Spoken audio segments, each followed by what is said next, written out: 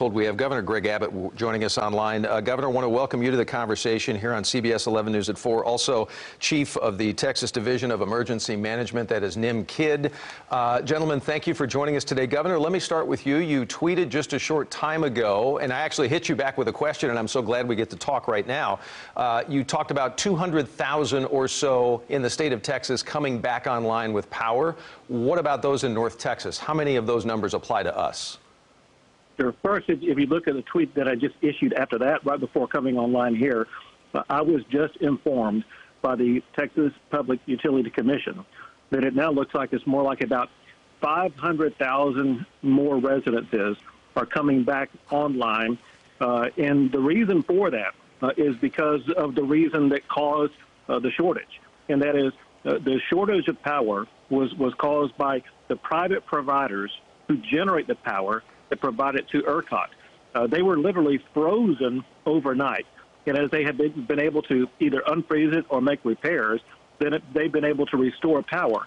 And so the areas where power is being provided as we speak are areas where those private providers of that energy to the state are coming back online. I know the total numbers that were given to me by the Public Utilities Commission. I do not know the geographic regions where it's taking place.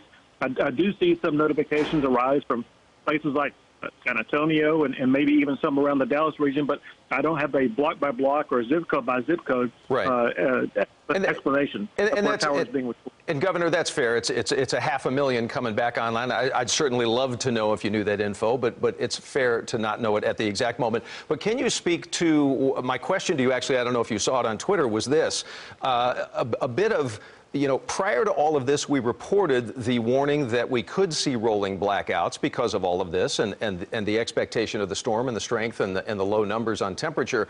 But here we are today now. We've got people who haven't had power for 4, 5, 6, 7, 8 hours at all. We've got people who've had rolling blackouts that last anywhere from 10 minutes to maybe an hour. And this has been going on since around 2 o'clock this morning. But then we've got a whole swath of people who nothing has happened to their power. So, you know, a lot of people are asking me, where's the equitable distribution of pain, if you will, of doing without power? Sure. And people need to know the answer to that question. The rolling blackouts are something that is done by ERCOT, the Electric Reliability Council of Texas. That is the entity in Texas that is in charge of distributing the power. And they do these rolling blackouts so that everyone will have access to energy and power. As you point out, there are some who have not been restored power at all. The people who have not been restored power at all are those people that I was talking about earlier who live in the areas where the companies that generate the power for that area have not yet come back online. And so if they've been in without power for more than several hours, let's say a half a day, they happen to live in an area where the companies that generate the power for the power company in that area they've not been able to come back online in their capability to generate the power to restore it.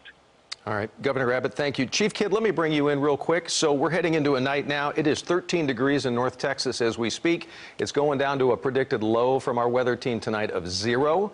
What's being done statewide, and I'm going to speak just for us here in North Texas and be a little selfish, what's being done to help protect people who may not have power through this night or into the early morning tomorrow?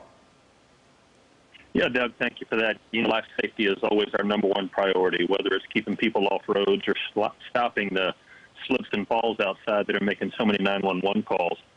Heat is going to be an issue for us, and we really want our people that when the power does come back on, and try to conserve that as much as you can.